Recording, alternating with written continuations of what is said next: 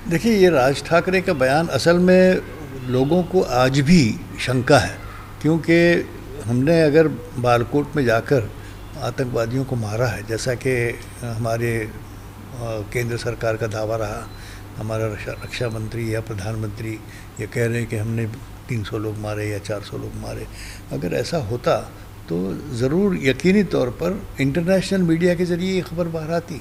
हो सकता कम ज़्यादा लोग बताते, लेकिन वहाँ तो कोई खबर ही नहीं आ रही कि कुछ 10 आदमी मरे या 4 आदमी मरे, और होते तो उनका शौक या उनके रिश्तेदार वहाँ के कुछ होंगे घर के, कुछ तो रिएक्शन होता। इतने दिन हो गए, आज 26 तारीख से लगभग 15 दिन होने आ गए और उस तरह की कोई आवाज़ नहीं। और दूसरा विवाद खड़ा किया खुद भारतीय जनता पार्टी के नेताओं ने, किसी ने कुछ आंकड़ा बोला, किसी ने कुछ आंकड़ा बोला, उसके बाद फिर अब रक्षा मंत्री की तरफ से बयान ये आ रहा है कि ऑफिशियल फिगर कोई है नहीं हमारे पास।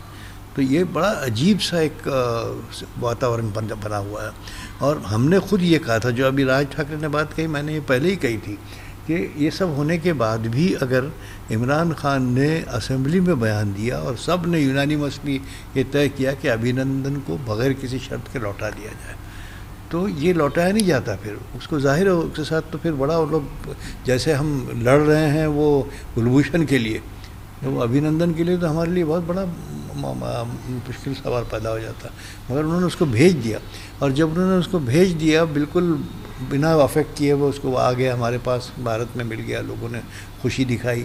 हमें ऐसा लगा कि इससे तो डी एस्केलेशन प्रोसेस शुरू हो गया, कि आपस में तनाव जो था वो ख़त्म हो जाना चाहिए था। हमें उसका शुक्रिया अदा कर रहे थे कि भाई ठीक है इमरान साहब आपने भेजा, धन्यवाद उसका, ठीक है।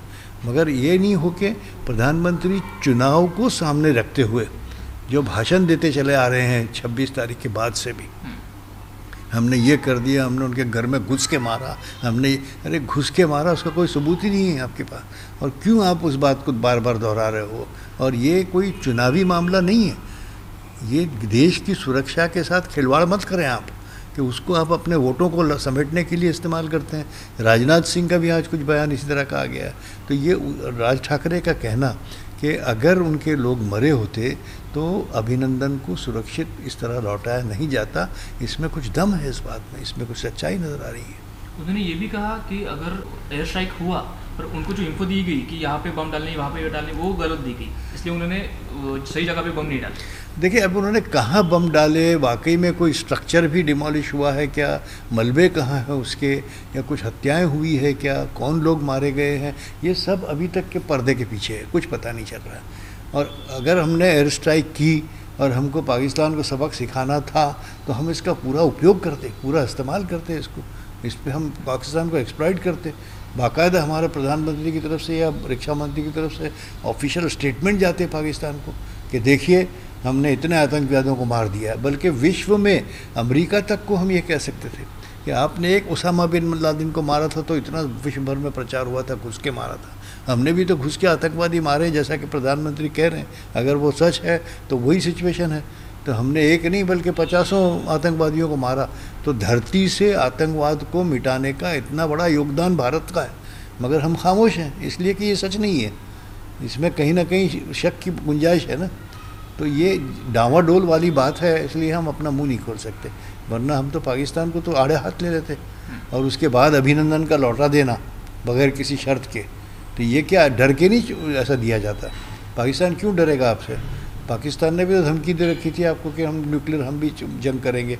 इसीलिए जो हालात बने हैं, हमें चाहिए कि चूँकि भारत की एक सिचुएशन ऐसी है कि सर पर चुनाव है लोकसभा के, और ये जो जनरल इलेक्शन 17वीं लोकसभा के निर्माण के लिए आए हैं, ये एक बड़े ऐतिहासिक चुनाव आ रहे हैं। इसलिए हमें चाहिए कि ये सब वाद विवाद को ख़त्म करें, जंग की बात न करें। पाकिस्तान के रिलेशनशिप अभिनंदन के आ जाने के बाद थोड़ा सा क्लाइम डाउन हो गया है। अब हम अपनी तरफ पहुंच जाएं, अपने देश की समस्याएं हैं उनको विचार करें और लोगों से चुनाव की कार्रवाई करवाएं।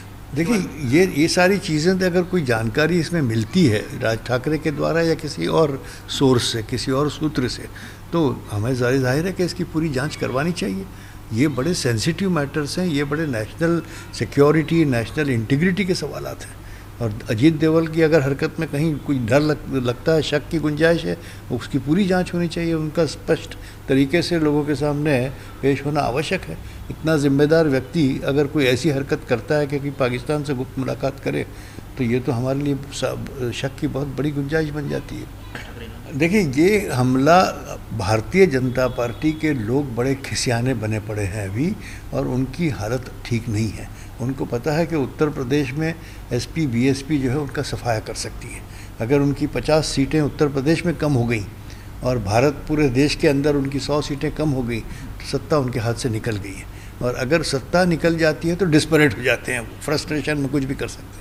तो इसलिए अगर वो असेसमेंट, उनको जो इंटरनल रिपोर्ट मिल रही है अपने सूत्रों से, तो उससे अगर ऐसा लगता है कि हम चुनाव हार रहे हैं, तो वो कुछ भी करवा सकते हैं। वो फसाद कराने की भी शायद कोशिश करें, या फिर पाकिस्तान के ऊपर दोबारा कुछ करें ताकि जिससे डाइवर्ट हो जाए। अब वो देखिए, राफेल का मामला खुल के बिल्कुल सामने आ गया है।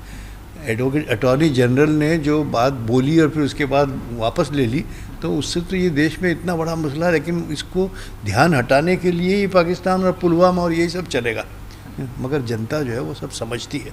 मुझे लगता है कि अब नरेंद्र मोदी या अमित शाह की ये तमाम हरकतें कि लोगों को बहका देना या लोगों को गुमराह करना, इसमें अब वो सफल नहीं हो पाएंगे। नहीं, देखिए, पाकिस्तान को भी पता है कि भारत के या मोदी के जो आगे आने वाले कदम हैं वो किस दिशा में चलेंगे, उसका कारण क्या होगा।